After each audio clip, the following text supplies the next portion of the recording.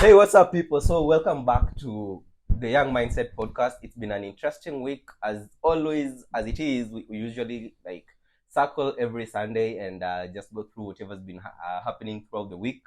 And this week, as any other week, has been very vibrant, and there's so much that has happened. And we're just going to break it down and try to, get into this and that about the same. So we hope to make it interesting. As always, please subscribe. Please look at the comment section, leave something there, and we've been following up. You guys are not commenting bana.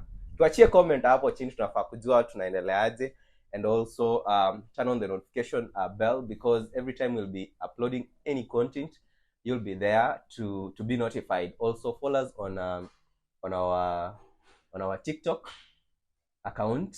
We are also setting up our Facebook and Instagram soon, so make sure you keep it locked. So Adau, how's been your week? Mimi na Ruto bado hatujamalizana. Mbona Jonta hajakula? Jonta unaongea niko utaki kuongea. Hatujamalizana na Ruto. Ruto fani. Bado dola haijashuka vizuri. Haijashuka? Unajua dola kushuka kuna watu wanaumia. Sasa anaenda US kufanya nini kama dola bado haijashuka? Kuchill bro. What's your president? Na yashindwa nini baya huyo jamaa? Ukiwa rezo kuna ofisi utakwenda majuu. Kitu moja aache kwenda majuu, acha sisi tuende majuu. Wewe sio utaenda huko. Na nani amemkataza asiende majuu jamaa? Lakini sasa wewe uende kwa in place na. Wewe dabili gozo unyoe vitu mingi. Hata bei ya kichana Shida ni bei ya kichana. Ken, wiki imekuaje bro? Wiki yangu imekuwa fit. Kazi bwana. Kimbishana nayo. Kazi imekuwa mingi bwana. Unajua sasa kazi yetu ni targets bwana. Hakuna kitu kingine. Bro, numbers ziko wapi? Sasa hiyo ndio bro, naingia asubuhi unatoka karibu saa 1 hapo. But we are serving the community. The hustle it is, but in hustler nation, right? Yeah, so we have to hustle and make it better, sindio? So today in hustler dynasty. Kabisa bro. Tunaongea chafu huko nje. Chafu. So wiki imekuwa interesting, my side pia imekuwa fiti. Projects left right center, but everything seems good. We just need to tunafaa kukaza belt kidogo. So that unakuwa kituambia hivyo tangulia. Tukaze tu bro, tukaze. We have to. Tangulia Raymond alikuwa anambia tuwe funga. Unaoa lini? Hiyo swali imetokea. Hiyo swali imetokea wapi? Unataka kuoa? Hey, sip some water. Nimesema tu niulize. Sababu sisi wote tunalia. So economy ikiwa hivi, masini abacha. Watu hawaoi. Bwana unajua sio ngapi kwa 40 wenye wajao. The good thing ni yetu ukioa, kuna venye pia mnaleta finances zenu pamoja, alafu mna progress vizuri tu. Tegemea nani? Mbona mna share varying opinion kwa hiyo issue? There's some bitches out here. Let's go with it.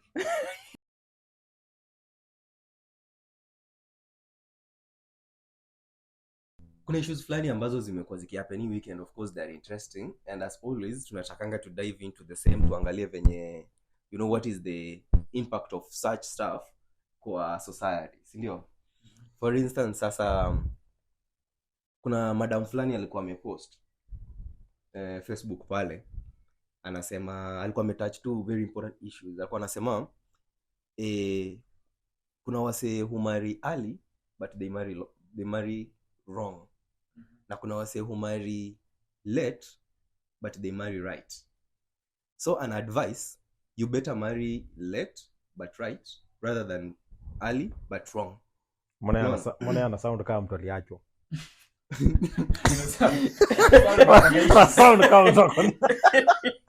Sound kama aliachwa. Mbona mna get personal brother? So hiyo issue iko hivi. Na of course looking at it from an eye of details, a detailed eye, you'd say that marriage ni kitu sensitive sana kwa society, fight ku rush. Get once you rush unapatanga na kwanza ukienda huko kama hujajipanga vizuri again, because I think this is something that we've been advised cross-sectionally. Kiwa kwa church, kwa podium, kuna wasi a political podium, kuna wasi wamesimama huko wakaongelea about the same issue. Unaona, wadau acheni kuoa mapema, na kama mnaoa mapema basi mko mmejipanga na vitu kama hizo. Ngeshago anasema sawa kulane mbaya.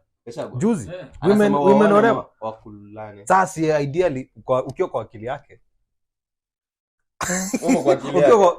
sasa Unajua kwa akili ya Gashago unajua ukiona ni wavelength ya thought process yake. Huwezi kuwa unakulana kama hujaoa. Naelewa? Kwa framework ya uliona vile alisema hiyo story. No wacha watu waone tuondoe pombe. Hizi nursery school silikuwa maternity ward alikuwa anafungua.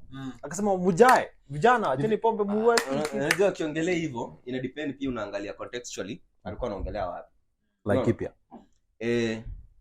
And to a larger extent unaona hizo county Kirinyaga like hizi county Kiambu, Kirinyaga, Mount Kenya region. Tukienda the Mount Kenya region hiyo yote kumekuwa na shida ya pombe, una get? Kumekuwa na shida ya pombe, people have Johi. People have sunk deeper into it, unaona?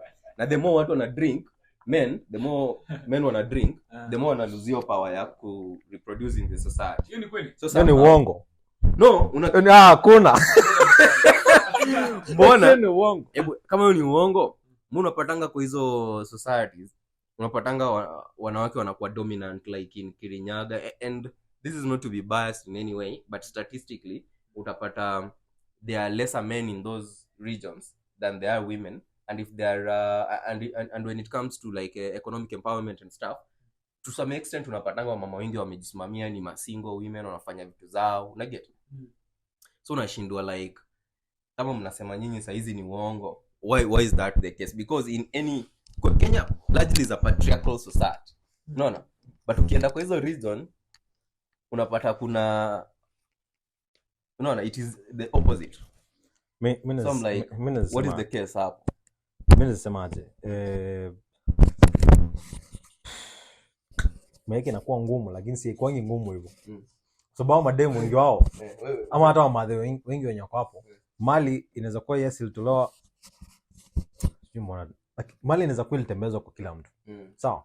Na chances za kama mwanaume ndio mwenye alikuwa na run your business, itarun tu kwa familia yenye iko ndani yake. Either iko ya kwanza ama ya pili ama whatever, itarun kwa familia. Kama kuna bibi itaangukia kwa watoi. Kama kwa watoi ndio kuna msichana, then obviously the msichana obviously mara mingi ina place penye kuna vijana wenye hao ndio nyata inherit mademo wanakuwa ndio wenye wanaweza manage mara mingi.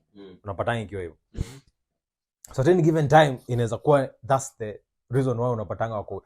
But ukiangalia cross culturally mademu wengi wa hiyo region wengi wako more as what do you call self sustaining kuliko mademu wa cultures zingine, areas zingine independent sana. Kweli uongo. So hiyo ni kitu iko encourage ndani ya culture. Ndani ya culture ya Mount Kenya region, Mombi ni mtu mwingine very powerful, very independent, self sustaining. Mombi sasa ni god ama? Mombi ni madam. Mombi ni kwa Gikoyo, Mombi hasa ndo kana like sasa. Exactly. Shitkayo naye alitoa wasichana wengine 6, kina Wanja, kina Wanjiko, nani hawa si wote 9 si 6. But basically position yake ni position very in the hierarchy. Iko hapo next after Gikoyo ni yeye. So basically ni culture embrace the woman, imempatia hiyo power. Kitu kingine ama demo amezoea do. Hawa mama wa hiyo kitu wamezoea do. Na wamezoea politics inakuja na hiyo pesa. Kwa sababu ukiwa na hiyo do na hiyo, na ukumbuke watu wengi hiyo region wenye walisimamisha zile economy zilikuwa ziko hapo after independence, mingi zilikuwa zinaraniwa na wasi. Even the most powerful family in Kenya mwenye na Iran sasa ni madam. So na mara mingi unasikia hata wase wengi wa hiyo region wanaume walienda kwa nje, kwa wazungu, kwa kina nani, kwa nini au kaenda kasomeshwa nini, that whole thing. So basically nasema, lakini patia ati TI inafanya wao wanashindwa, hakuna hiyo story responsibility kama wanaume. But hiyo kitu hata director anaweza get clip by the way apply juu kuna tumesikia wanawake wa kutoka hiyo zone wakilalamika sana Kirinyaga specific wakidai hapa hivi acheni kukunywa pombe sana. Pia hii game inadai venye shift zinafaa kukua, unaona shift za ziko. So like mwenyewe unaonaje hiyo pombe kuna venye inachangia marriage pia inakuwa ni kiflow huko, una get ni kweli ama? Okay, me story ya pombe na performance. Na performance. Lakini kwa performance na marriage. Lakini by the way, unajua kuna ile kukunywa responsibility. So I get hiyo ndo kitu inaendelea huko. Ndio anakunywa sana. Naamka asubuhi kwenda unakunywa pia, unakunywa nini? lakini asubuhi sio ni responsibility sasa. Wewe gani umeleo umekosa kuperform? Irresponsibility inamaanisha mimi situmiangi bana. Tumianga coffee peke yake. Maji. Na maji. Ndio. So mimi nashangaa. Irresponsibility inamaanisha mtu anakunywa pombe yenye si poa na pia anakunywa sana. So unapata huko because watu wanashikilia family huko kila kitu si wanaume. Ni wanawake. Because hao watu wengine washaenda wapi? Kwa pombe. Huwezi pata wanaume wanaenda kuchuna majani chai na vitu kama hizo.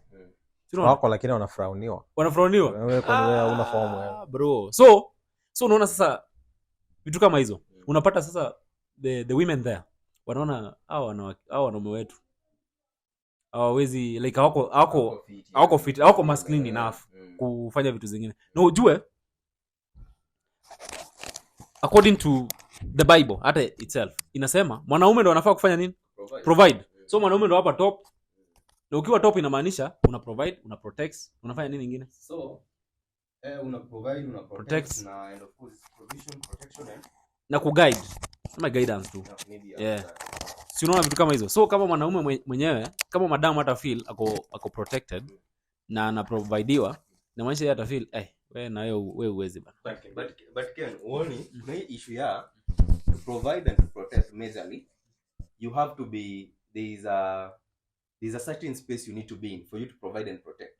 One is moral moral cultivation and the moral structure and then the financial framework as well. So financially is easy. Unapata wase wengi especially wanaume again. Unaona? Hauko stable. Alafu pia kibehavior especially, and this is not to be again, this is with respect to single mothers. Utapata pia especially with that region that we are talking about, utapata pia wase wengi wamekuwa brought up by single mothers. Na kumekuwa na cases that wanaume wamekuwa brought up na single mothers pia kidogo hawako masculine na stick shit. Una get? So unapata hiyo issue pia inachangia that una rush into marriage, una get for the sake of it maybe, una settle down maybe just because maybe uko na mtoi na dem na nini. Unaona acha to settle down tufanye hiki. But then unaenda either kuuana kurushana kutoka 6th floor. Unaona?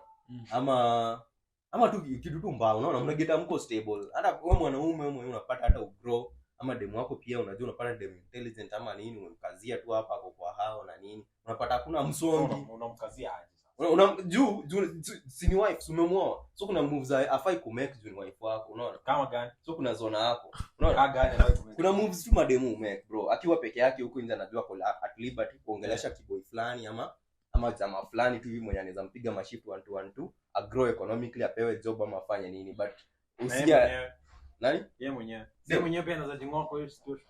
Ajingwa hapo hivyo. Lakini sasa unajua na kurespect juu jamaa amesema ni protection and everything, sasa amekuweka hapo juu anaona acha huyu jamaa tu guide. Na wewe unaona ni ngumu. Unajua pia ungekuwa kivyako peke yako na venye maybe ungemake hizi moves na ugrow mbio sana ndio focus kwa mtu hii maybe umsaidie ama ni. So mwenyewe amesema protection and provide provision and protection. Now guidance pia.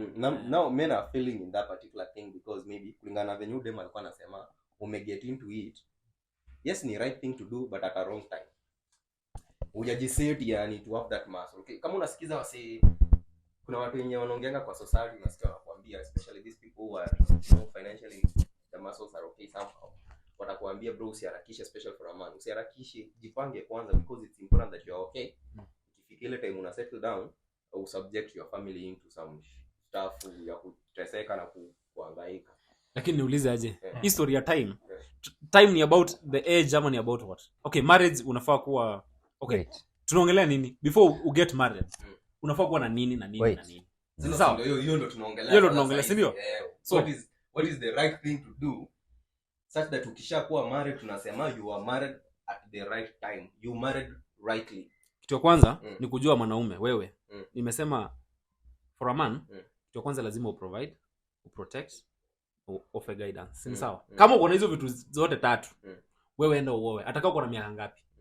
Ni sawa? Regardless of the age. Kitu cha kwanza kuprovide lazima ukuwe na do. Financially stable. Uwezi tu oa tu umeamka tu asubuhi unaenda unao. Si ndio? Ukiangukia jackpot karibu ya so karibu tuseme Na- kama 90k. Unaongoza nini? Kwa financial 90k unakimbia kwaje umeangukia kitu ya 90? wacha nikwambie, kwa financial stable, Tunauliza by financial stable na maanisha pia wewe unataka mtu mgani? Kuna mtu mwenye akiwa na 30,000 yako financial stable. Unakubali 90. Wewe ngoja. Because mtu mwenye unaenda kuoa si ni dem, si ndio? Like mnaweza ishi aje kwa status gani? Yeye mwenyewe amekubali. Kama yeye anaweza kubali kuishi in that status, hiyo ni sawa. Ukiangalia kutoka kitambo, mababa zetu walikuwa nao aje? Unajua kitu ilikuwa Walikuwa nao aje? Ilikuwa more communal, wewe jua tu hivyo. Bora kuna setiwa na baiwa bed unafanywa nini? Siku hizi bro. unasetiwa na nani? Kitambo ulikuwa unasetiwa wewe ukienda kuoa. Wewe pelekwa na wazee wamevaa masuti zingine koti imefika hapa chini respect nyingine wazimu ama ni aje? Wala walikuwa wanakupeleka. Kusaidia wanakupeleka hiyo. Unajipeleka unatafuta kama genge boy kama Jonte hivi unaambia bro. Hiyo siku anachana nywele bro. Weka hiyo kitu. Mnafika huko Jota anatupa PR ya mtaa, wewe unatupa PR ya mtaa nini? Wazee kutoka na vijana wamejipa. But unajua Wacha niwaambie. Sema enjoy. Unaona? Acha niongee. Acha niongee kidogo. Unaona? Hii marriage yetu ya saa hii tumeiwesternize sana. Like kitambo, bro, uko na land, inaweza meesha vitu. Unaweza kubali tuoane? Bas. Hiyo Because mimi nikiwa na mali inamaanisha niko na shamba, niko na shamba, si ndio? Hii shamba na ng'ombe kadhaa, si ndio? Like unaweza provide. Provision inamaanisha si lazima tukue na physical money. Provision ni kukula. Unakula the basic. Siku hizi Mbona muongelee mapenzi kwa ndoa? Of course mapenzi iko. but unajua mapenzi bro. But unajua this thing about right, wrong, time late or early is neither here and there. Thank you. The one thing yenye naweza sema is the right person, not marrying right, not marrying wrong. Okay. Sasa nikikuuliza what does it mean to marry wrong? What does it mean to marry right? Ndio kwa sababu madam ako na machungu tu. Alifanywa kitu au madam. Sasa I think especially issue your time, whether early or late, it's neither here or there. Sababu you can marry very early na mkagrow old na mtu. You can marry very late na akakufa baada ya siku mbili. Kweli wala. Yeah? So marrying the right person should be the key thing to talk about marriage. Kwa sababu if you find the right person, you can actually marry them and have a good life. Lakini hata mse mwenye ni right. Ukiweza mpata ukiwa 21. Pita na yeye. Juu unajua pita na yeye. You see, Somalis, uko na maisha mengine hapo unazishi. kuna issue. Wait, Somalis. Bro, silete Somalis hapa. Hao No. yao ni noma. Yao ni different mbaya sana. Currently wako sijui kama wamekuwa among ukiangalia the Kenyan tribes. The tribes they work all over. So I mean much as maybe recognized officially. Yeah. Sisi lazima tu recognize juu impact yao especially even around Nairobi. So it's our Kenyan society. They are part of our Kenyan society. So these people akijua mtoto wake ako sexually active, especially a man.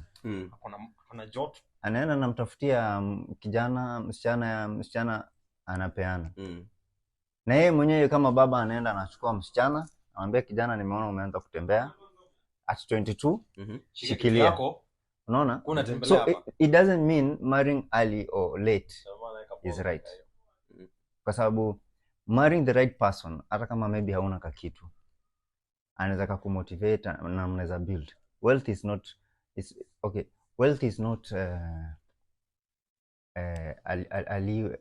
actually wealth is not a reason why people should get married. Or sijui financial status is not really a reason why people should get married. But our current situation and our current social interactions sahi, kila mtu anataka kuishi vizuri, so wame make a financial thing kuwa part of why people are getting married. But like sasa unachiki hata kani wapi marriage yenyewe pia ina cost pesa. Like si ati ni story unaunda marriage kwanza hata kani wewe unachukua tu do. How are you defining marriage? what is marriage for you? Sasa event yenyewe sasa. So event ama the living together, the doing things together. Hiyo ni utamu yake. Hiyo ni kama kusema aje. Unaona vile unaisema? Nika ile idea ya kufikiria kukula KFC. Hiyo idea ukiwa nayo ni tamu sana. Sawa. Ukiwa nayo ni tamu. Wacha inazofika kwa counter. Acha nikusomee chini madam anasema pesa. Hapo ndo penye reality nakupiga. Mbona nakula hii shit? Ni nini? Naweza tu ninunue tu kuku pale nikuje nikaange tu kwangu vizuri na niku. Kama haja yangu ni kuku. Cheki, huyu madam anasema hivi. Acha nikupatie words zake. Acha nikupatie huyu madam anasema hivi, sikiza. Just because you have a car and a good job doesn't mean it's time for you to get married. Yeah. Now, she asked, what is the purpose of you wanting a wife? Is it just for you to come back to made meal, or what is it? You have to have a purpose for everything in this life. Now, and I think ako very correct to that point, because everything, the major, objectively, the reason why you exist is because of a purpose, a reason. Okay? Ukiishi life yako bila reason, which is again purpose, inakuwa so random, so that everything you will be doing is total gambling. You know, you have no direction. There's no that bull's eye somewhere, you know, ahead of you. You're just moving, okay? But once you know from maybe this point, I want to get to point B, utaanza calculate when utafika there faster ama correctly. Now, what happens is that squeezy, I mean, kuna tu zile morals zenye aziko kwa hii life. Watu wameanza kujump left, right and center. Let me cut you. Wako unajikuta kwa situation yenyewe either umejifunga, unaona? There's potential in you, but huwezi explore your potential just because you see, but potential to grow, even like to achieve much, to achieve much than what you can actually wakati uko in marriage, kwa sababu once you are married, and especially with marriage comes other responsibilities like kids before you end. Unaona? Kuna venye una lose focus. Ngoja kwanza. So jamaa acha nikuulize before uniulize. What's the difference between goal and purpose? Goal and purpose? Yes. I mean, is interesting. The purpose, unaona, it's the reason, unaona, why you are doing something. Unaona? And whatever you are doing, you aim to achieve a goal, or you aim to achieve something, and that which you aim to achieve is your goal. Okay? So for instance, we are playing that. And there is, you know, of course, tunajua kuna bullseye pale. The purpose why I'm playing that, it's because maybe I want to flex, I want to, you know, I want to just decongest my mind a little bit, okay? But as I play, I have a goal that moment. I want to hit the bullseye, okay? That's the goal. Actually, you're not playing randomly, no. Just to hit that bullseye so that you feel like, okay, I've achieved something. In marriage, if you get into marriage, bro, like objectively, so maze sasa chani ni get married, nifanye hivi. At the end of it, inakuanga ni family. Unaona? Na family maanishi necessarily watoto. Inaweza kuwa tu your partner, so that you two are together, so you have family. You can even adopt. No, ndio nasema unataka kukaa tu na yeye, basi mnaweza kukaa tu na yeye tu sawa. Si ndio tunasema bro, like that is why no, I've asked you. See, once umeanza kuishi na yeye, huwezi ishi na yeye randomly tu hivyo. I've asked you this question. Lakini huwezi ishi aje, sina happen. Ndio maana tuko wangapi nyinyi mnaishi? Ndio maana kwa against hiyo story ya it just to kai, it's so random. That is the wrong bit of it. I've asked you this question so that I can clearly put clear what my thought is when I say the right person or the wrong person. Because if you have a clear goal of what you want to achieve, the purpose you should have, the person you should have is someone who can support your journey, someone who can see through the vision that you have and support it to reach to where you want. But currently, we all coming with people who have also their own purpose, and we are not sharing this thing. So in the end, we crash because you want to achieve yours, I want to achieve mine.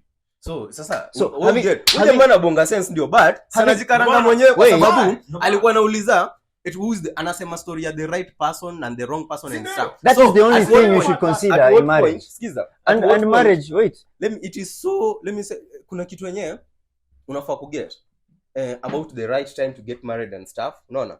Now, So your vis-a-vis, opinion, there's a right time. vis-a-vis, There's no right time. there is a right time, and the right time doesn't bring in factors like age and maybe like whatever right time I'm talking about is what Munyao was talking about.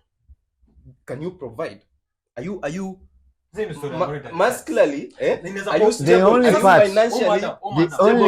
The only part you should consider time. Kama uko na gari ndio uko na It's not. It's no reason. Exactly. So regardless, even if whatever Munyao was saying, even you have the monetary value ya Bro, ukiwa na gari na doi maanisha unaweza provide. Mbona wewe msema wa sherehe hiyo time unataka kupiga sherehe? Kama unaona unaweza piga sherehe paka 40 ndio useme sasa unataka ku settle down. Maybe that's your right time. No, Okay. the only right time that is clearly defined by our constitution. All right. It is your maturity time. Constitution imeandikwa na binadamu. Wewe ukishafika 18 years. Bro, Sasa na usikie unataka kuoa. Uje Shit bana yako. Na umekuwa na demu wako tangu 14 years. Haina shida. Bro, Hata babako chukua demu enda naye. Anakuelewa better than anyone. That is why nakwambia, that is where we are failing. And you wewe unasema demu mwenye ako 18 years anakusupport aje? Anakusupport na nini? Mna grow aje na demu ako 18 years? Bro, hapo ndio unaelewa. Demu ako 18 years, ameachieve nini kwa hii life anaolewa? Demu ako 18 years. Wewe nyamaza. Watu walikuwa wapigania hii dunia walikuwa 18. Sikizeni. Bro, Walikuwa wanaelewa nini? sikiza. Hiyo ni kitu different. Tunaongelea marriage, kupigania hii dunia. Kuna ude mwenye sio ni Thunderbird, sijui huyu wa nini, huyu wa climate action na kama hizo. Ode anaweza bonga huko nje, ana present objectives zake. Sasa hizo ndio kwa time yangu. Kitu nakushoni hii. Ikifika kwa mambo na marriage bro, hizo vitu hubadilika. Story na kuangalia different kwa marriage. Brother, time yangu growing up. First ni kusikizana. Wait. Tunafaa tuite bibi hapa. Bibi yangu. Bibi ya mtu. First ni kusikizana, tunataka kuachieve nini kwa hii life. Sikiza, growing up. Unaona? Demu ako 18 years hajakuta mzee kama huyu mambanga hizi na Sikiza. Subaru hapa nje nini ya change mind akuache John. Ni sawa. Times have changed. That is why Times have changed. That is why kuna ma single moms. Times have changed. Anaolewa at 20, Growing up. 24 ameachwa. Growing up. At class 3, achana sijui grade sijui nini. At class 3, I didn't have fluent English. Right? Yes. Yeah? Ni wewe. But my kiddo saa hii at PP1 anaongea English kama shit. Wewe tulia. Hii So- fluent yako ulikuwa unaishi wapi? Hey, bro. Ulikuwa unataka kuwa fluent aje? The thing is, Huwa sasa disc. Ile disc. Anajiconfuse. Ile disc. Ile Ile disc. Kwani nadina majenzi hapa. Kwani nadina majenzi hapa. disc gani? Kwani nadina Ile majenzi. kuongea hiyo kule kizungu. Premo kulikuwa na kitu inaitwa disc. Si ndio hiyo kuvaa kimfupa? Unavaa kimfupa. Hiyo disc ndio ilikuwa inafanya tuna improve English. That is class 4 kwa sababu class 1 to class 3 ilikuwa ni freestyle. Kama ni Kikuyu, chapa Kikuyu. Hata Tunaita mwalimu. monitor. Bora mwalimu anatumia any tactic, kama ni Kikuyu ndio uelewe, atatumia hiyo mpaka class 3. Acha ni point ifike. Ndio? From class 4 unaanza kuonyeshwa life is serious. Wanaume ukufundisha ni ku make sure point Imeingia. Unaona? But hiyo ndio goal. So Kama hujaelewa unafanya kitu. Wewe unataka hapo 3 hours, lakini kama hujaelewa hakuna kitu. lakini haja tumeke. Sasa say times of change. Our kids and majenzi sana na watu wa kutoka hapo hivi 1998 kukuja hivi. Hao akili zao zimeexpand sana. So ukikuja kusema kuhusu mtu wako 18 years, you should understand their techies at 17 years. Yeah? Hata la mala. Yeah. But hizo vitu unaongelea vitu No, you have to be realistic. ni relevant, but sasa ukiwa take at 18 years inamaanisha Nataka unajua marriage maybe acha wewe kwa unataka uache kuoa ukiwa no unaona marriage ni jamaa. Sikiza hii kitu unaona marriage marriage iko marriage right now na the environment of marriage today and the environment of marriage back in the 90s unaona ni same. Ndakudescribe why for it to be a marriage lazima kukuwe na seal. Unaona like they are seal between either maybe kuna mtoto ndiye amewasil ama kwa nini attorney general ama pale hivyo kwa church. Hiyo ni one, na ilikuwa hivyo kutoka kitambo, haija change your environment. There's another environment. The second environment ni kuna watoto. Naget hiyo environment haijai change. Marriage ya kitambo ilikuwa na watoto either wako adopted ama ni wamezaliwa kwa hiyo familia na siku hizi iko hivyo. Two, marriage ya saizi mwanaume amepatiwa hiyo nini ya juu. unaona Either ya saizi hata kama ni abstract, hata kama ni nini, still utasikia in every marriage kuna mwanaume na ya kitambo ilikuwa tu hivyo, unaona, na kuna mwanamke, inakuanga tu hivyo, mwanamke, watoi. Hiyo environment ijai change, sijaisikia ikipreachiwa again, sijasikia kwa society yoyote so far. Umesema in the 90s and currently ya kitambo wherever this is your perception of marriage. Alafu sikiza, namalizia this is your perception of marriage. Acha nimalizie. Alafu kwa hii marriage tena size environment yani same that two parties familia ya kijana na familia ya dem kuna venye zimemeet na zinaelewana, the two msichana ako kwa huyu kijana wetu na kijana wetu ako kwa kijana, utapotea sana. What is different ni saizi hii ya saizi hii sijui mmeamua tu mmejikura hii kustambo, you stumble and fall. Unajikura tu kwa hiyo nyumba alafu mnaita marriage. Bro, we have to be very categorical when we are talking about marriage. We have to define what marriage. Hizi vitu zinaona tunaongelea hapa, tumeanza kuongelea hizi stories za umeona demu unamfanyia macho amekaa na wewe wiki mbili umetoa shit marriage.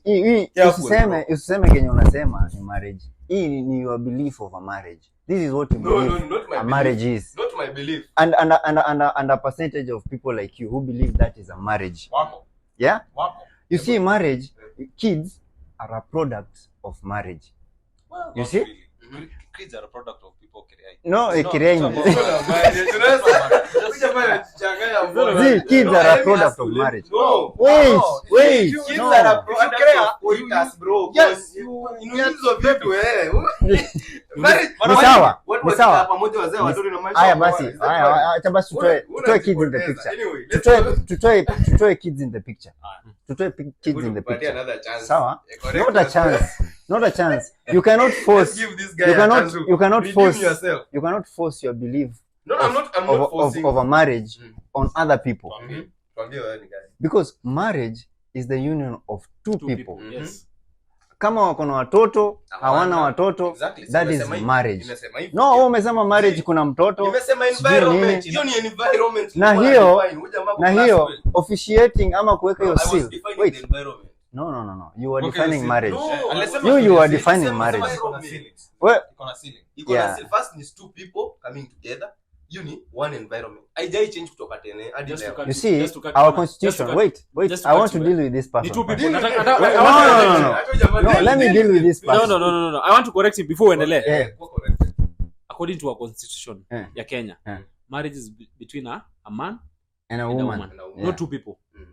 Unajua two people inaweza kuwa ni mwanaume na not two people. A man and a woman. Endelea. So inaweza kuwa man and a woman wa Of course, I'm anti. Three people. Sawa. Lakini man and a woman. I support for the gender equality in marriage. That is your understanding of marriage. Yeah. I'm anti LGBT. No. It's okay. Disclaimer. Sasa ujue with or without that seal you're saying, people will marriage is a decision taken by two people. Wameamua bro na msizi tunaketi tunaishi tunaoana hiyo brother bro correct yourself bro na sizi nasemaje huyu bro na huyu sizi I'm describing two people. I'm not saying they are brothers and sisters. But that's what you are saying bro na sizi si ndio ni dem na buda hivyo bro na sizi buda naye hapana dem na chali Asikia. Hao watu wawili wakishaamua kuishi pamoja, whether they can afford to go to the AG, whether they can afford to sire a child, marriage has already happened. Kwa sababu it is a decision. Wame acknowledge like, hey, wewe ni mpoa wangu so tuishi pamoja. So, hiyo definition ya marriage ya kusema ati kuna watoi ndio wana make this to be a marriage. Kuna certificate ya AG ndio wana make this to be a marriage. We have made this thing so modernized that we believe that without that paper we are not married. I think kwani wewe unajua marriage ya kitambo ilikuwa tamu kwa nini? Mahali alikuwa na hepa.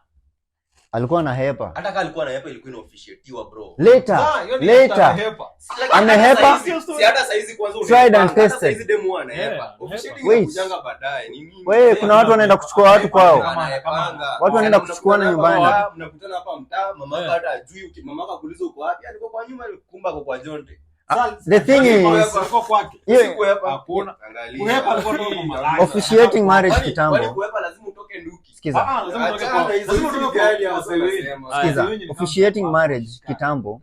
Officiating marriage kitambo. Wait. No.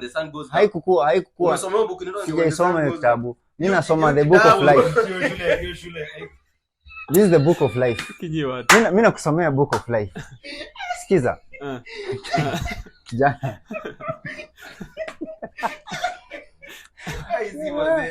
Sikiza. The book of life. The book of life. Sema Wanjoi. Officiating marriage. Book written by Jonte.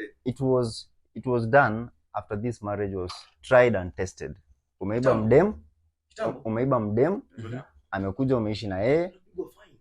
Si ndio? Si hiyo ndio part of your life. Umekuja na wife. Si ndio nakwambia, si hakuna penye utamu. Na especially akuja apate mimba, ukifollow traditional processes. Ukae hata utakuja kunini, unaenda tu kuripoti. Ukae na yeye azae, ndio sasa mwanzo sasa process ya kufikia. Kama alikuwa shule ukamfanya. So our traditional ways of officiating marriage was a tried and tested marriage. Like people have lived together, wamecollide nini wameamua sasa wewe itabidi sasa tuende kwa mama yako. But siku hizi pia si ndio hivyo. Mnakaanga naye hapa mtaani. Unamwagiana maji. Unajisikia kuna msali anapigwa mwiko juzi. Kama hujasikia story. Wewe unapiga mwiko wapi? Au hujasikia kwa alipiga alirushiwa mwiko. Alirushiwa mwiko. Ulisikia?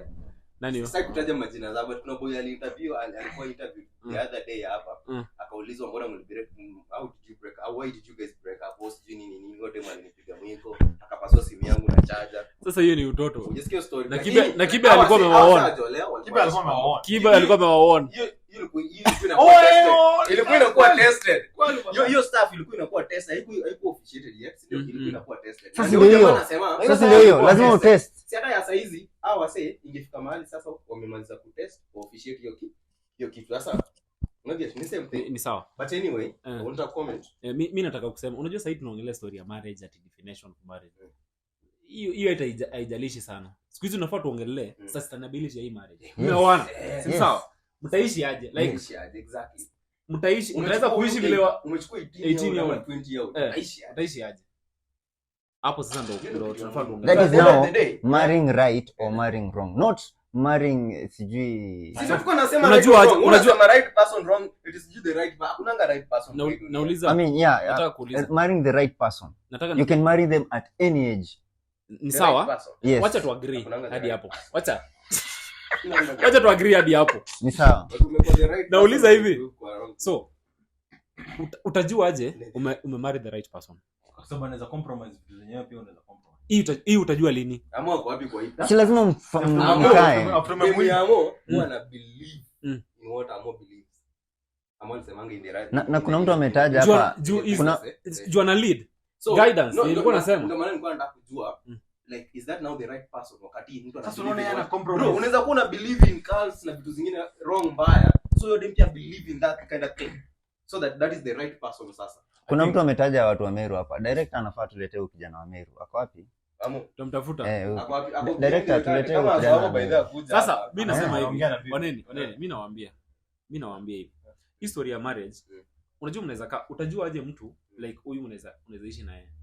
Unajua kuna watu wenye hujifanya na the moment unaingia kwa marriage my friend. Ndio hivyo.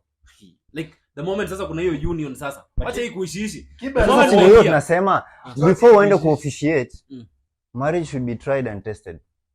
For how long? Acha nikuulize. So kuna hii issue. For how long? Kuna issue inaendelea sasa hizi. Kuna huyu jamaa the Fox billionaire anaitwa Rupert Murdoch. Ako 92. Alirita 97 ama ako 92 sio? Alioa madam wako 66. But huyo jamaa this is anafaa kumuoa in June. Ni June this year ndio? Like sasa hizi amemproposia. But now they kusil walking down the aisle inaenda ku happen on June. This will be the 5th time and I walk down the 5th walking down the aisle. This is going to be the 5th time. But now kwa wale wanawake wenye amekuwa engaged with, this is the 6th lady. Unaona? Naoni billionaire. Si ndio do? Unaona? So ndio nakuuliza, ukiona hiyo pesa huwezi kati na madam hivi. So ndio nakuuliza, huyu jamaa amejaribu mara ngapi? Mara 5 bro, mara 6, finding the wrong people. Finding the wrong people. Sido. I mean the right people. The right people aje. Hakuna pesa, hakuna kila kitu. Lakini hiyo pesa ina attract tu watu.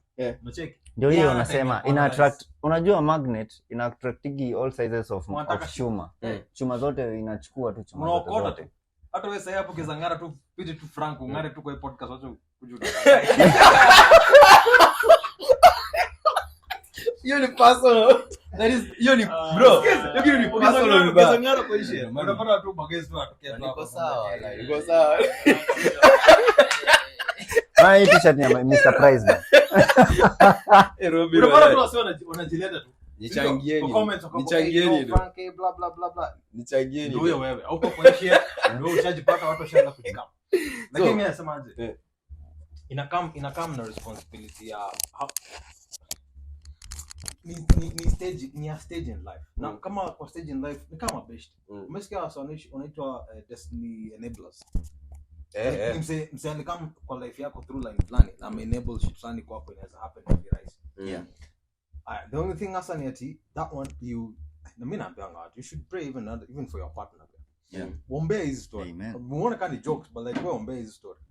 Kwa sababu unaweza pata madam no, we are talking now about the right person. In my case now. Unaweza pata madam lakini hako willing ku compromise things zenye wewe una feel kama ni vitu wewe msichana anafaa kuwa na compromise. Kuna vitu zenye ni kwako ni must major. Sio kama ni major. Sio. Kwake pia unaweza pata hizo maybe si major as such vile unaziona. But kile yako willing ku compromise ndio wewe pia uweze kufanya nini? Ku achieve. Unapata.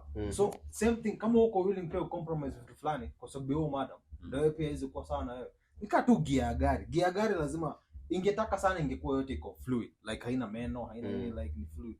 Lakini for that thing asa ndio isonge lazima yume hapa for that to have that cog na hiyo stuff isonge lazima iko na penye inashikilia. So huyu jamaa huyu Fadela Moya nao at 92 hajaipata hiyo kitu bado. Unaweza kuwa umepata lakini inachinjingi. Nika ndio kwa sema story ya do. Chances zao unaweza pata do no woe wallahi mbele ya Mungu. Alafu after hapo ziishi utadu.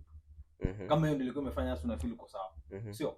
Kama wewe msee hajawahi kuwa tested na place penye alipo. Na ukumbuke kila msee akikaa mimi sema lazima uko complete venye uko before you invite mtu mwingine mwenye sawa unasema ndio anataka kuishi naye au anataka kufanya. Be complete as you are as a person. As a person. Exactly. Like, marry for who you are. Marry for who you are. Not because of what you're going to. Kiro, azin kila msame kama na machoma zake. You get. Unajua aliachwa na nani? Personalities. Unaona personalities. But unajua unasema mnasema okay. Well, as a psychology, you know about the personality disorders. How could be there a contributor to in terms of the traumas that kila msana kama na. Those traumas then affect who you are as a person and how you relate to other things. Story ya marriage ni story ya emotional quotient na venyewe pia unaweka wisdom yako na intelligence when you interpret what is happening and how now then to have an emotive sense to whatever it is now. So yes, how you can control and manage that, it's all about now your development as a person, how much you're willing to put into it. So that now unaweza what to compromise when a person is being aggressive when they're not supposed to. Now that is I love those points. You're bringing in psychology and it's hitting hard. Why? Because like this guy suggested maybe an 18-year-old, okay, getting married, and maybe I don't know, maybe they will be getting married to a 20-year-old, okay. And I'm thinking, so like mimi nikiwa 20 years old, like nimekoma to what extent that inaweza anza ku make decisions zenye zinaweza bring family together. Very simple kwa sababu it depends with how you were brought up. Na pia you've already experienced marriage from your parents. You see, you already have the basics. Unajua madhe huwa ana treat hivi Buddha huwa ana react hivi. Iwe mbaya ama mzuri. Yeah, una get. You already have an idea of how you would live with a woman before you even have your own kids. That's why I'm saying the time factor does not really play a big role. The only thing that in a play hapa ni the legality of it. Are you at the legal age that we can call you a grown up? You get? Are you in a place where you feel like you know this person very well? Kwa sababu ujue ndio unaonanga childhood friends make very good couples because they know each other from very far, from wanajua zile unataka kuwa nini ukiwa mkubwa, nataka kukua plain. They can ask each other, hey, uliniambia unataka kuwa doctor, what happened? Nilikupata ukanipea. You see?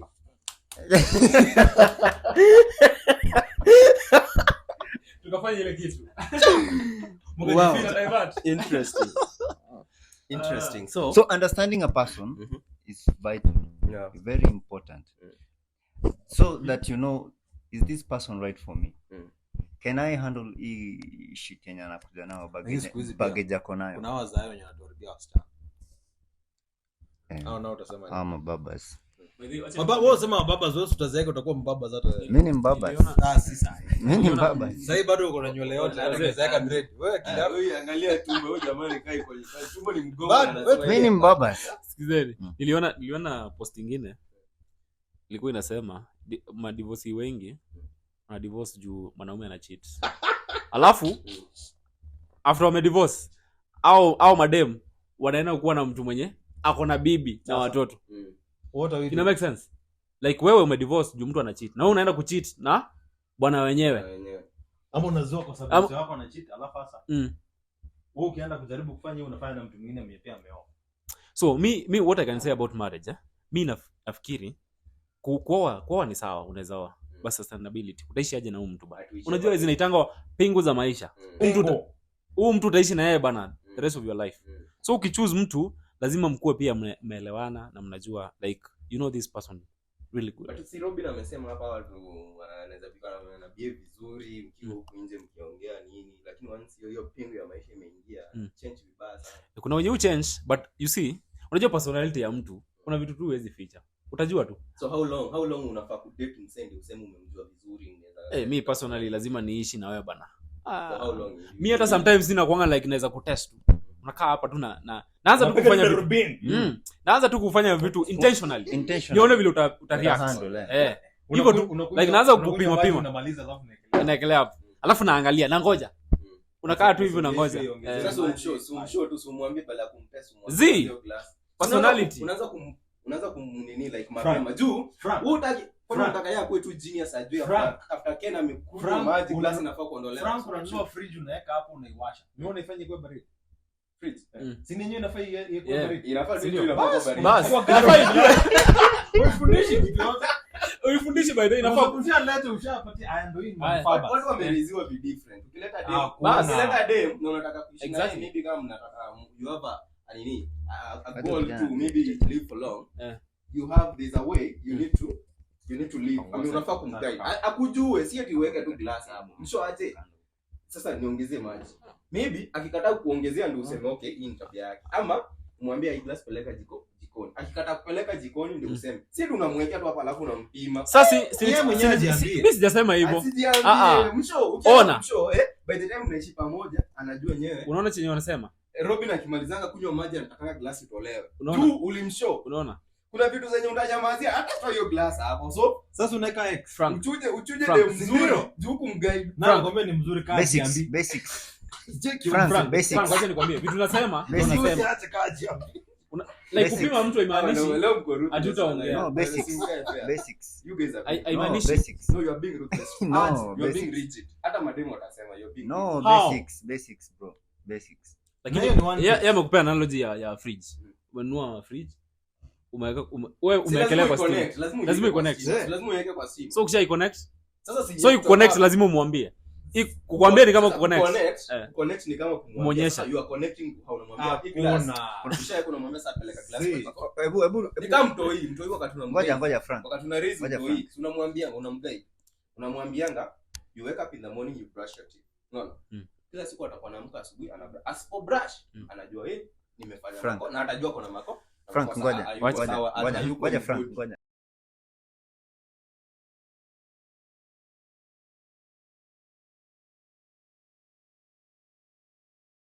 Ukioa because mimi personally mimi nikioa dem vile ulikuwa umesema kuna kitu alikuwa naona baba yake akifanyiwa na babake akifanyiwa na mama yake, si ndio? So yeye hiyo ndio kitu ameona, si ndio? Kuna zingine pia hajaona like mamake, so lazima utamtrain because wewe umetoka in a different background, si ndio? Maybe wewe ulikuwa unaona vitu zingine zenye mamako alikuwa anafanyia baba yako, lakini yeye hakuwa anaona babake akifanyiwa na mama yake. So kuna hiyo training yenyewe unafaa umuonyeshe like wewe this is what you are taught, si ndio?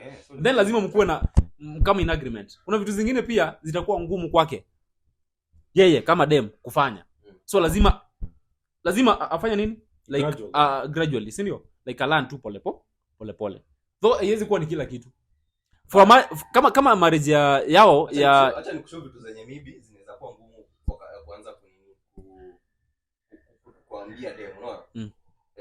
For instance, hizi vitu unajua ama una guess? Nakupatia tu a situation an example so that ndio to compare that situation. Unaweza pata dem, yes sir. Unaweza pata dem amepiga shower. Unaona? Ameanza kupiga shower, akatoka kwa bafu akaenda ameacha underwear yake kwa bafu. Ameiacha tu. Ndio nakwambia. Nakupatia, nataka tu unishow kwenye unaweza handle hiyo situation. Ama demu amefika, ametoka maybe ni job, ametoka wapi, akatoa bra, amerusha tu hapa ni kwa sito, amerusha tu hapa, si ndio tu maybe si unajua hizo vitu zi wakaza sama, so akatoa akarusha hapa, ama ameirusha ukiingia hapo kwa best. Akani kwa hapo naangalia tu hivi. Yuko poa. Wewe anatukana tufanye tukaya sana. Tunafanya tu hiyo shit ya maji tena. Nakunywa. Na unarudisha. How you go on to the next. So akichukua tu hivi apeleke hivi. So useme umeingia kusha. Umekaa sawa, unacheki umekuja, umeingia kusha. Unafaa ukipata seme hiyo the underwear. Ukipata hapo unafaa kwenda kumshow yo niaje ama if you don't want to wash it. Sikiza, ama if you don't want to. Alifanya aje hiyo siku? Sikiza wala. Ulifanya aje hiyo siku? Wewe ulifanya aje hiyo siku?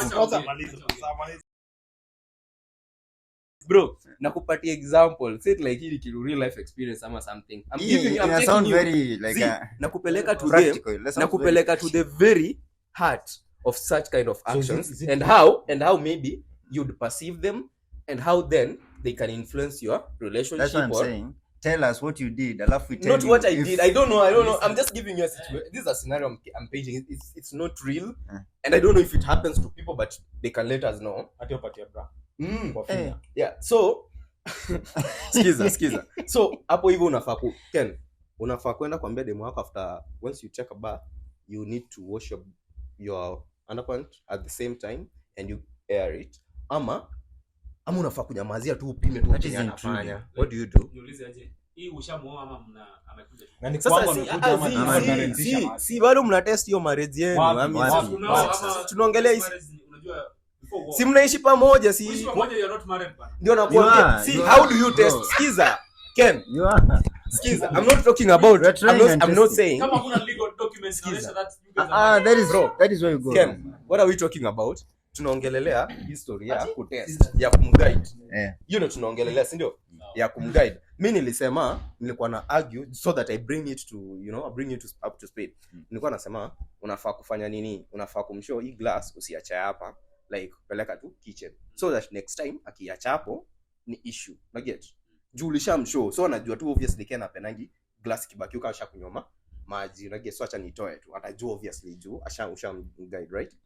So sasa tunaenda to the zile tiniest. For instance, eti amepiga bath akaachia stuff hiyo nini huko underpants, and you're like unafaa kwenda umshow we oshanga ile underpants yako immediately after umeoga, ama unafaa, how do you handle that situation?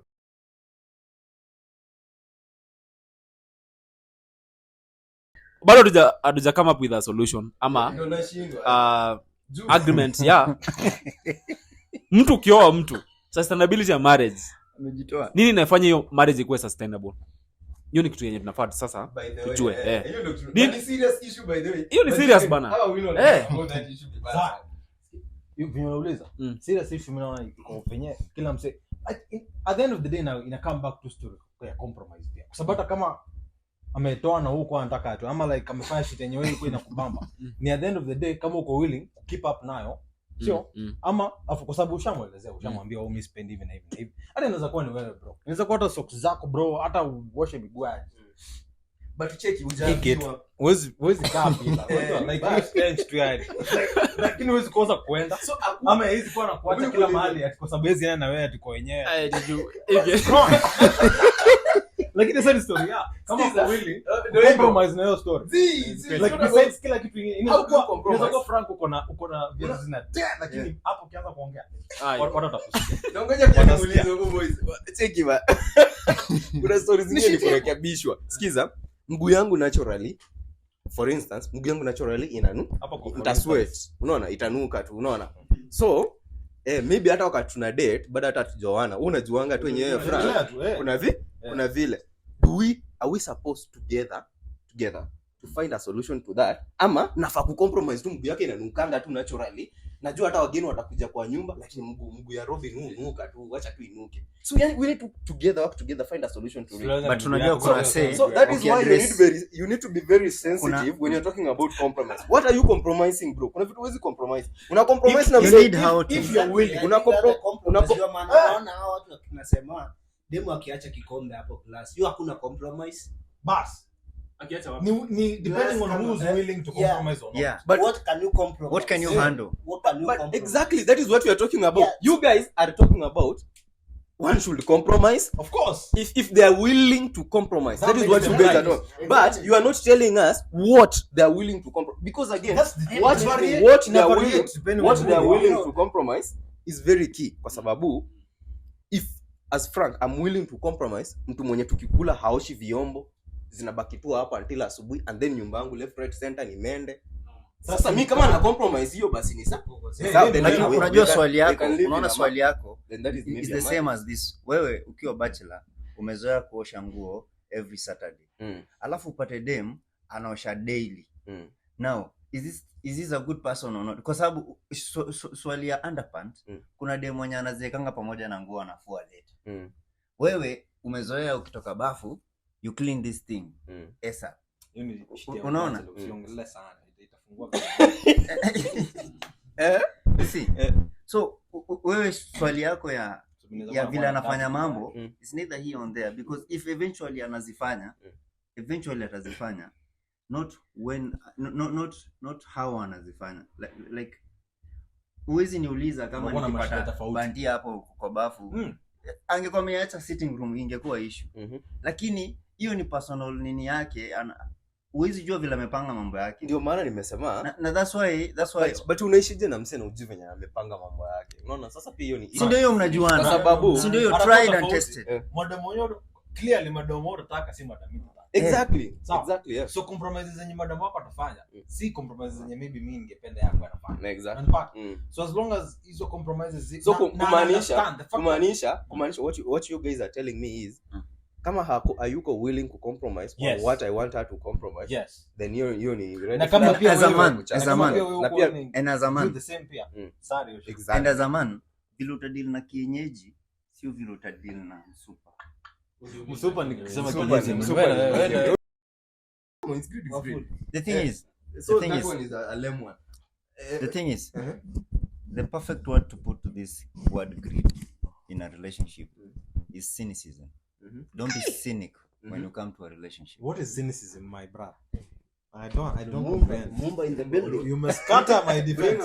And this is the guy mwenye alikuwa anasema hapo anajua kuongea Kizungu. Guy is talking about cynicism. Go explain your point. Tell us.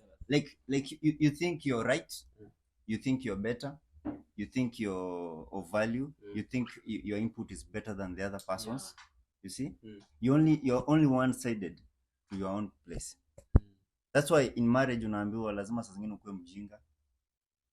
Lazima saa zingine kuna vitu zingine na ignore. Kuna vitu zingine tu jamaa anasema za opposite yani. Na ina haja. Ndio nasema sio kwa kila kitu. Like wengine tu ndio. What I'm borrowing from the conversation is that there's no right way to get into a marriage. There's no right time to get into a marriage. I mean, marriage is just marriage. Don't put some kind of a framework around it. Yes. Don't let it just be. Yes. That's That's what I'm good. That's don't get to talk about. Mine is different. Yeah, wawili actually. Yeah, Yeah, wawili. mine is You don't get. Maybe from my side, I feel like there are frameworks, okay, that if they are not existing, then we don't have a marriage. We just have an existence. But these frameworks, which in most built. cases, you ends build up- yours. it ends up in losing. Rules of a family are built by the family according it to who progresses. they are, according to I mean, what they have. that is what we according are to actually. where they are If what they know. and what they know, if according to their experience with exactly other people. see, in fact, what we've been arguing all along, that is what we've been arguing. But you guys are arguing that I think with you guys are coming. No, in you are coming with an already existing framework of marriage. No, tunasema mimi nimesema the reason why I took you some time back to environment and stuff. Nimesema kuna vitu zingine hazijai change, like for it to be Change sana. for it to be a marriage on mama nini, kuna environment ni ile. Maybe nyani ndio tofauti, like, but bush ni ile. Bush ni tofauti sana. Bush Bush ni tofauti bro. Kichaka sasa Watu si ni kichaka wana. ile kitambo. Sasa kichaka ni kichaka, mtu anaingia na mtoto wa 19. Ndio kichaka tu. Mtu anaingia na mtoto wa 19 hivi kwa. hata kitambo mtu BNB anaingia na mtoto wa wewe waache bwana. So unaona kichaka si kama BNB. Kichaka Kichaka sasa ni ni BNB. BNB bro. Huko ndo kwenye watu wanafichania. Hata wengine walianguka kwa so hapo ndio Wengine maana nini? Damu huko hivyo. the reason why hata hiyo ni Na bado kichaka. bibi alisema na the reason why that makes me sad, the reason why that actually it makes me sad that you're saying that, and the reason why it makes me sad is because now if kuingia Airbnb ndo kichaka. na dem, you equate that to a marriage, then we are a failed No, society. Kichaka. no, Because that is my argument. Nawaambia the environment has been the same, but you guys mnachukua kitu ya mtu kuingia ya Airbnb na that mnaileta hiyo kichaka ni the same, ni marriage. That is not marriage. Those people were in a different We didn't call that agenda. a marriage. That is very far from marriage. We didn't call Ask that anybody. marriage. Whatever We didn't context. call that whatever marriage. If you context. didn't call it marriage, then you shouldn't equate it to the We're not argument equating. I'm putting. We're not equating. I'm putting the argument We are forth. not- we are not equating. Listen to my argument. Let me just put that argument forth so that you get to understand. The argument is this: the environment has been the same. It is the same even today. The environment that I painted earlier is just the same. That in the whatever you call marriage, there are things that are relevant. When you see that okay, that is a marriage. If it's not, then we will maybe now investigate why it is not a marriage. And you guys are now coming in, trying to you equating someone with an Airbnb. Unaona, inviting a lady to an Airbnb, and then you bring that, you are saying that is an environment. Hiyo ni kichaka ndio same. Squeezy, Whatever framework. Whatever is going on between the two cannot be in any way be equated Squeezy. to a marriage. The context in which you're placing arguing marriage about it being in it. So whatever context of marriage you're talking about, you in the 90s, 2000s, nini hiyo vile unataka kuisema hizo times Sasa like imechange. whatever framework you're talking about, ilikuwa centered upon the fact that huwezi kula mtu kama hujamuoa, huwezi tembea na mtu hivi umemshika mkono, sijui mnaenda sijui mnafanya nini kama hujamuoa, kama si bibi yako. Na hata madam pia alikuwa kuna the same mindset, anajua some things I can't do if this guy is not mine. That framework which you're talking about, it's not the same thing we have right now. Even those parents who are being brought up then, they're not subjected to the same norms now. So which is why And you see, unaweza interact sexually na mtu yoyote doing things which married people do with anyone, Ndio even maana- if you're not married. ndio maana- Hiyo ndio kiwanja hiyo tuko ndio nayo kichaka sasa. sasa. To add Kenya anasema it could be those people were going to try out and see if they can marry. Exactly. In an Airbnb. Eh, Okay. ndio- Yeah. sasa hata I mean, madam you nikidate guys- napeleka BNB. you guys are still Na right. inaweza enda huko alafu To that tunaungana point, huko alafu sasa. umeona to that point, trust me, you guys are very right to that point. Unaona, even if you were to go on, nitakwambia on the same trajectory utakuwa too right. So shida inaingia. But you see, there's a problem. My way of thought is, or whatever, what I'm arguing is this. You see, if Tumelove how long hapo baba? tunamalizia actually. You see, if I say this is marriage, okay? This couple here is marriage, okay? But as time progresses, people decide to add some. When it's crystal clear like this, it's marriage. But as time progresses, you start painting it some other colors, okay? And the more you paint it, you add some more other colors, you continue justifying that is marriage. But you forget that at the very beginning of what marriage really is was a crystal clear glass, okay? It is not the same. So yeah, when it's painted red, green, or everything, it should change. We shouldn't call it marriage anymore. We should call it something else. If now people have decided they can even test having sex before formalizing anything, decided to go to Airbnb and everything, and you still want to call that marriage, then I don't know. But you see, let it remain. Let me ask you. Let it remain. Let me ask you. Let it remain marriage when it's crystal clear. But once it's not crystal clear, let's give it another name. That's what I'm saying. Me have one question for you. You're now kweli lakini Hiyo utauzaje? swali niko na swali kwako. Do you believe in change? Change? Anything change, just change. Whoever does not believe in change, I Sema think tu yes or no. therefore- Say what a story mingi, sema yes or no. everybody Sema believes yes in or change. no. I believe rest in my change. case. I You rest believe my in change, case. ndio? So how if you believe in change, how come that you don't try to accept that marriage also has changed from the traditional marriage and the modern marriage? They're totally different. Because we have shifted from what marriage is, and because I believe in change, I wouldn't call it marriage right now. I would call it maybe cohabiting. I will give it a different name. But you see, you cannot tell me just because of change, I now start accepting a different definition of this thing when I know its definition is this. That is, you see, if it's a mother, You listen, will and you will. Let me tell you something. Let me tell you. Okay, You will. Right now, you're And telling you me will. one thing. What you're telling me to accept is something like this.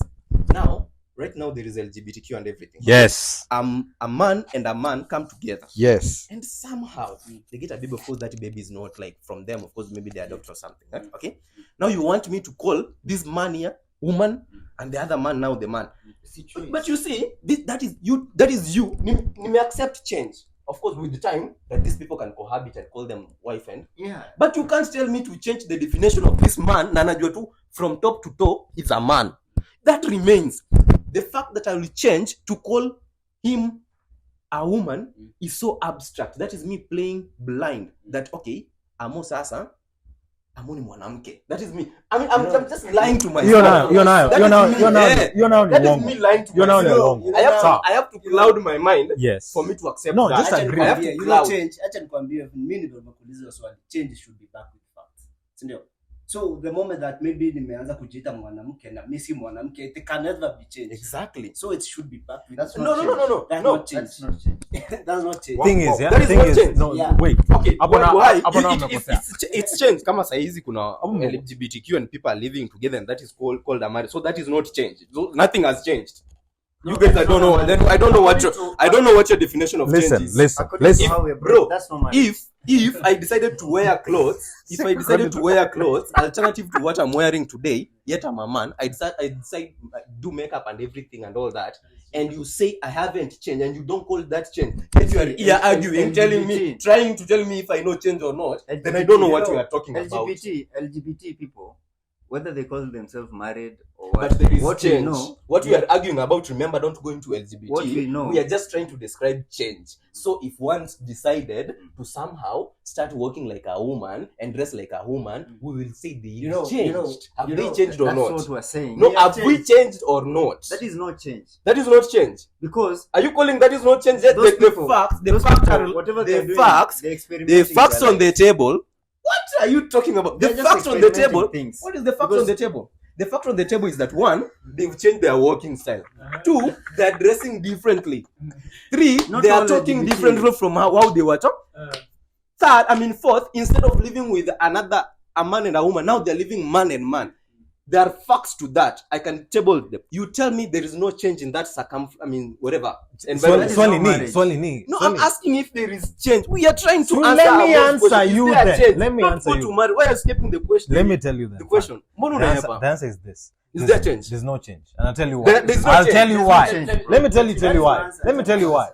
Let me tell you why. If the change is to answer the question whether that person is a man or not, the facts which make him a man are still there. Are they not? They're there. They're there. Then what change is there? No, I'm to asking- say that he's not a man or a I'm man. asking this. No, listen. I'm asking this. Listen. What is change? Listen. When you talk about- Change is change. If it Okay, changes, you're a it changes psychologist. whatever you're working You are on. a psychologist. What is behavioral change? Behavioral change would mean that whatever behaviors you had, the tendencies you had, whatever was influencing them, has changed, and now you're having different changes and different No, you're communications. using the same word to describe the same thing. When Well, you no, talk not about different changes. changes. Basi, not Yeah. changes. whatever characters you had. So this is behavior. The habits, the characters, and the norms, yeah, and the norms now and the things. way you are now expressing them right now, not it's expressing different. what made you express them in that way, so that now you can be called narcissistic, or you can be called selfish, or be called a human person. You can be called maybe a melancholic, whatever those were. When you are talking about the facts that influence change, whatever you're going to is you're talking about the facts, or even the environmental whatever that factors that influence change. But me, I'm not talking about the factors. I'm talking about that change. Which makes you what? Don't go to the factors. This change, each change inafanya ukue nini?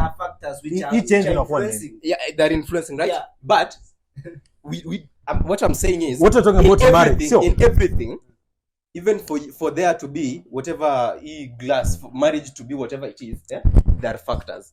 But where is the impact? The impact will be on marriage. That is where change will be. But there are factors contributing. What are you talking about? I don't know then. No, where is shida yako nini? No, shida yangu ni you guys ujamaa table question too rahisi. Frank, do you believe in change? Nikamwambia yes. Unaona? So you change. This was in regards to marriage as an institution. Yeah. Sio. Na vile marriage imechange. Sio. Na to you marriage was clear. Sasa marriage si clear anymore. Sio. Na nikamwambia yes, from yake ilikuwa inafaa kuwa clear. Sio. Sasa si clear anymore. Sio. So wewe kwako kama si clear si marriage. Sio. What I'm saying.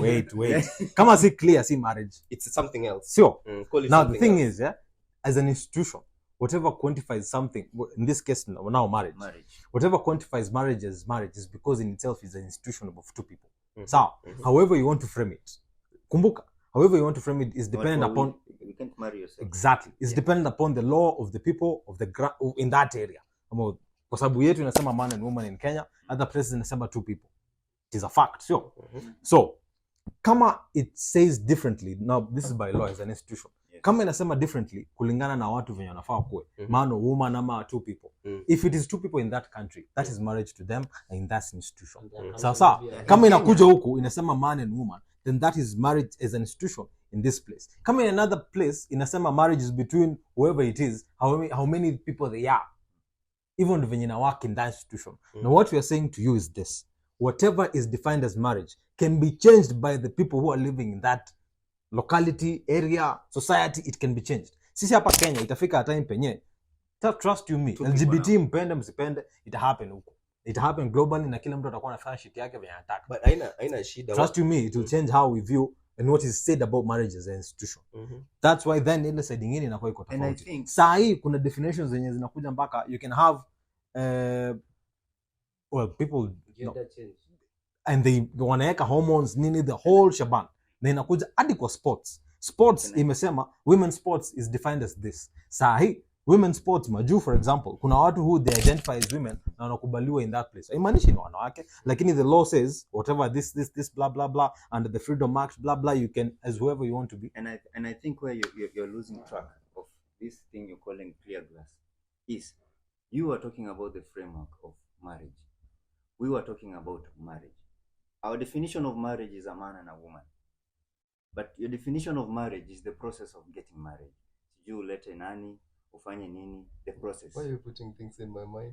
Is what you said. No. I defined the environment. I told you there is marriage, and then the environment is what No, marriage. you call the environment marriage. But blah, we blah, blah. call the marriage as an agreement. It's a choice of two people. You get? The choice of two people. A man and a woman, not just two people. A man and a woman deciding to live together. That is marriage. Regardless kuna certification, regardless kama wamepeleka mbuzi ama nini. And that is what has changed about marriage. That is what have changed. They are not regarding papers and mbuzi and tradition. They're just living together. That is the change that is currently happening. Inafanya hata history ya GBV pia inakuwa accessible. You see, that is the change that is happening. Hakuna hiyo heshima ya But in kitambo, in whatever you are saying, those days, marriage was to happen after the process. But currently, marriage is happening before the process. Yes. So, kameshika. But then objectively, objectively at the end of the day, the goal is to someone. Again, no, you are right. You are right, because that actually this whole time that has been your conversation. That is, I think, the reason why we've been differing. Yes. Because with you, the goal is to handle someone. With me, A woman, the goal is that just to set things right, so that into the future, even my kid or someone But else's Frank, kid why do you think? can why do you- get why do you- get into a space that is safe for them, so that Yeah, they don't get yeah, killed, yeah. they don't get called But into why an do you- why do you Airbnb think? Why do you and then get murdered. They don't just be called in the middle of the night and get out with someone from nowhere, and then they call that marriage. They go get killed. I'm trying to prevent The all those thing things. is, But if you guys are there's like, scarcity. But don't you if you think- guys don't are you think- like, don't you think we can just step out Don't and you have think- sex and call that marriage. Well, Frank, well, why I we mean, should embrace the change? I'm Why liberal, we should and embrace the I change? think you should stick to that. Why I'm we should- liberal. Wait, I'm liberal, and I think Why- you're right. I why- think you're right to that extent. But to me, it doesn't Why change you that the why glass we is should crystal embrace- clear. Why we should It doesn't embrace- change that. Yes. Fine. It doesn't change the fact that he's a man, and there's no way I can call him a woman, and I know he's a man. I mean, just because the society thinks he should be, and there's been change and everything, No, we bro, do not. nothing changes. Nothing changes white to black and black We to do not. 100 years from now, We white condemn. will be white, We black condemn. will be white. Whether you decide to paint it otherwise, that No remains. one- no for one- me, no it one. remains that way. No one is differing from the fact that you don't recognize a man and a man. I'm giving you Yes. examples Yes. of everything that Yes. you've mentioned, just All of us here, to give it. all of us here are in agreement that marriage is between a man and a woman. All of us here. marriage yenye inaweza work? Yes, Sawa, yenye inaweza yenye work. inaweza work. Ni No, between a marriage man- inaweza work, inaweza kuwa pia man and a man. Azai. Inaweza. Marriage ya jamaa na jamaa inawaka. Haiwezi Hizi waka. labda zinawaka. Haiwezi waka hata wao wenyewe pia. Sikiza. Mmoja wao ndo mama.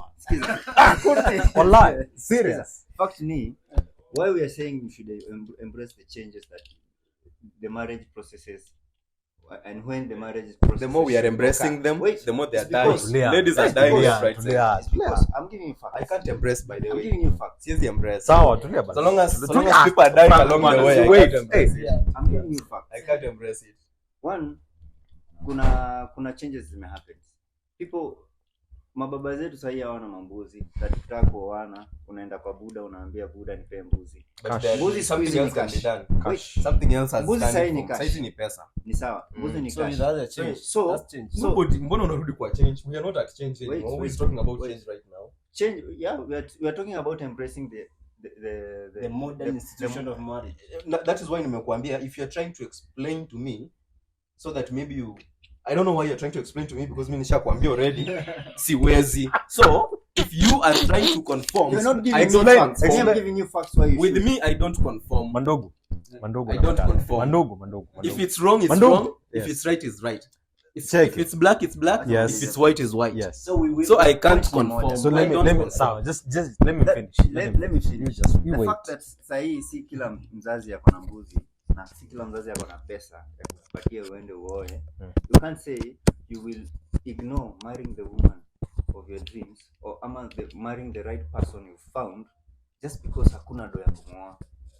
Kwa sababu at the end of the day, kwa hiyo marriage, kwa hiyo nyumba ni nyinyi wawili. Regardless walilipa hizo vitu, hawakulipa hizo vitu, divorce is happening right I'm center. in agreement. Like, it's the same thing you're talking about. Maybe now you're jumping the floor to my side. No, I'm not. Correct. I'm not. You are saying the process should happen first, then now we get married. No. Mhm. If you don't have the resources Just jump to into fund the it. process. Mm.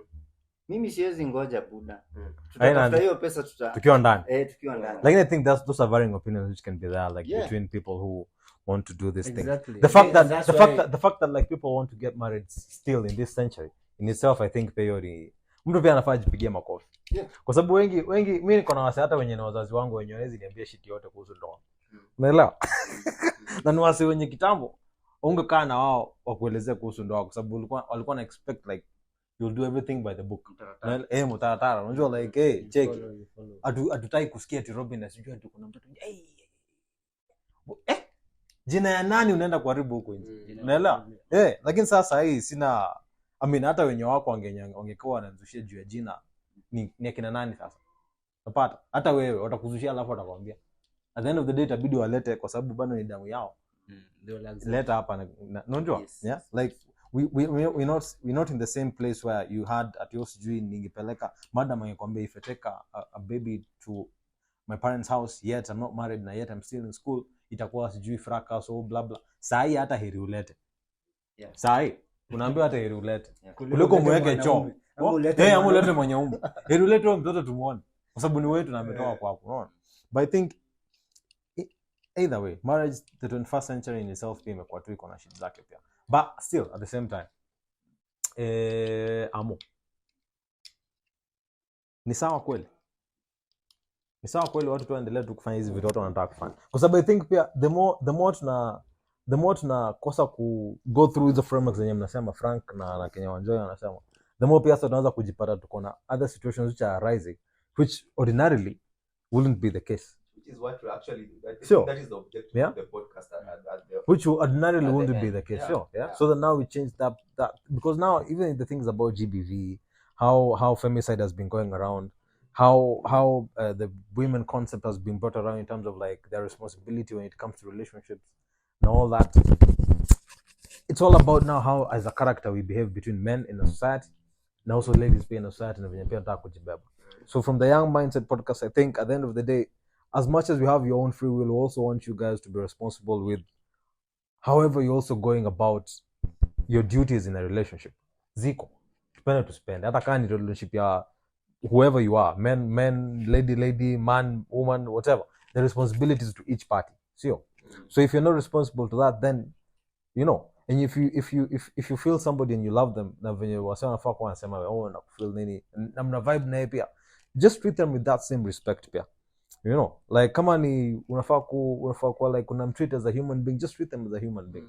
If there's respect pia, just give them equal respect the way you're supposed to respect a fellow human being, you know, and just you be there for them as you're supposed to be there for any other single person that you claim is somebody important to you. Hatumaanishi sasa kila mtu mwenda mkawane zae. Wewe kama una feel check, kama una feel bado unataka tu kufanya vitu wewe fanya. Bwana mwenye unafanya naye pia mko in agreement. Check. Mwishikiane, wewe ndeni kwenye unataka kuenda mfanye shida unafaa kufanya. Lipa hiyo keja kama unataka kulipa hiyo keja. And from my side, it's good to accept change and when it happens. And during the process of change, the end goal is the result. And during the process in between here, there's so many things that happen. They could be positive or negative. Okay? And what is happening right now, the reason why people are dying is because we're trying to migrate away from what originally what marriage was.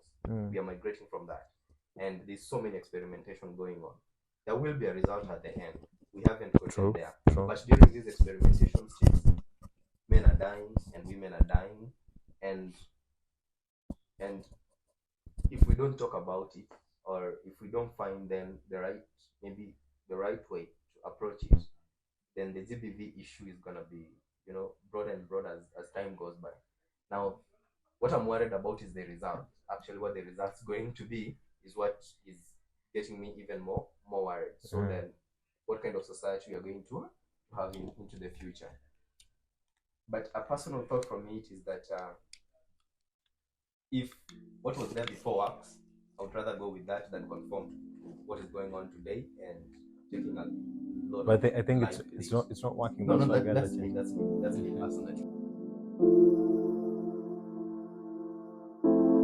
So that's it for today, guys. I hope you've enjoyed this conversation, and we're just making a request as a team. Please make sure you subscribe to this channel. Make sure you leave a comment on the comment section below, and also there is a notification bell. Please turn it on, because every time we upload a new video, you'll be notified, and that's how you support us. So we look forward to seeing you next week. But until then, keep safe. Keep this conversation going on the comment section. If you know a lady that we can invite on board, you know, comment down, tag them so that we have them in the next, I think, the second version of this, because we really need a second version of this with the ladies involved. So that's it from us. Keep it young mindset.